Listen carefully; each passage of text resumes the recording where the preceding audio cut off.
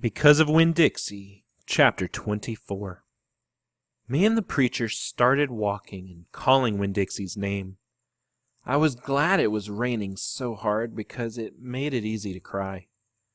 I cried and cried and cried, and the whole time I was calling for Winn Dixie. "Winn Dixie!" I screamed. "Winn Dixie!" the preacher shouted. And then he whistled loud and long, but Winn Dixie still did not show up. We walked all through downtown. We walked past the Dewberry's house, and the Herman W. Block Memorial Library, and Sweetie Pie's yellow house, and Gertrude's Pets. We walked out to the Friendly Corners trailer park and looked underneath our trailer. We walked all the way out to the Open Arms Baptist Church of Naomi.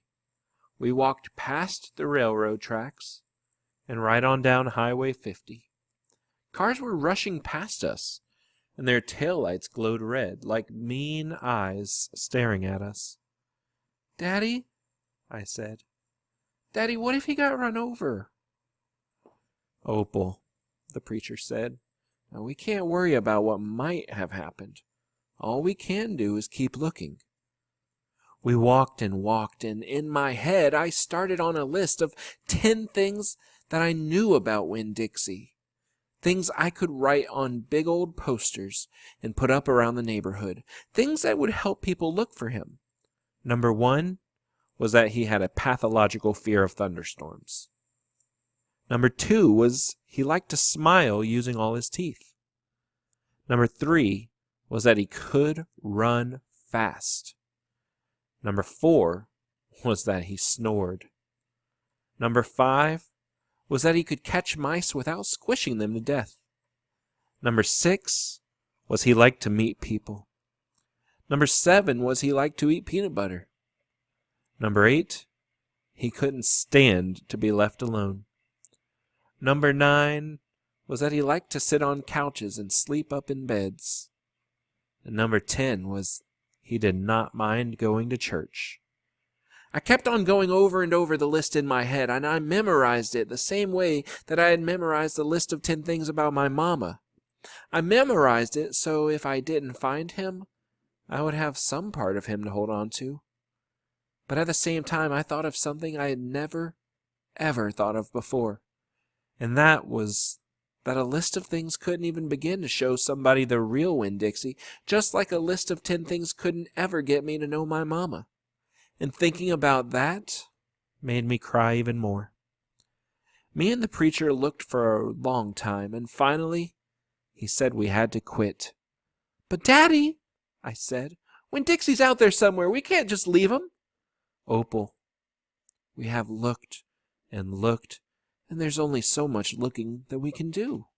"I cannot believe you're going to give up," I told him. "India, Opal," the preacher said while rubbing his nose. "Don't argue with me." I stood and stared at him. The rain had let up some. It was mostly a drizzle now.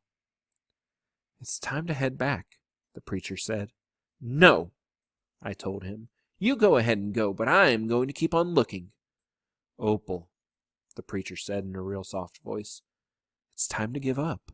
"You always give up," I shouted. "You're always pulling your head inside your silly little old turtle shell.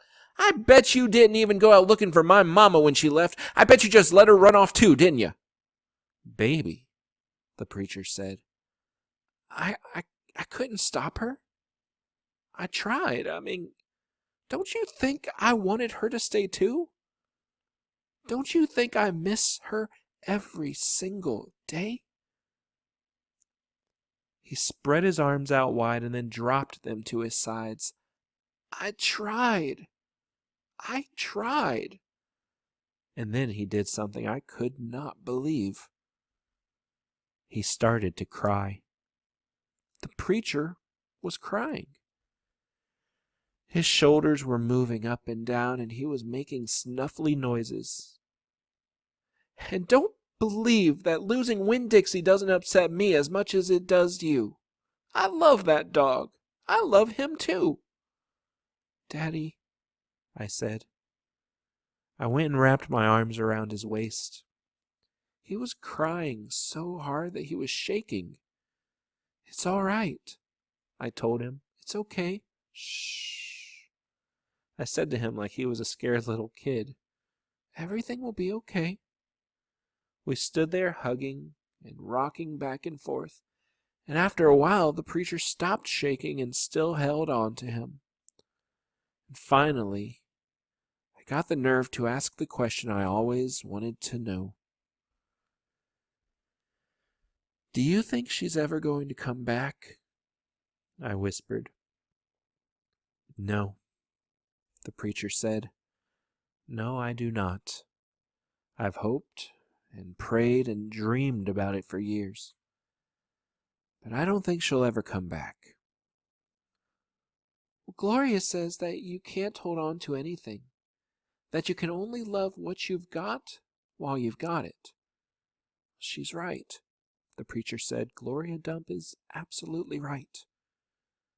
"I'm not ready to let Winn Dixie go," I said. I had forgotten about him for a minute, what with thinking about my mama and all. "Well, we'll keep looking," said the preacher. "The two of us will keep looking for him. But do you know what?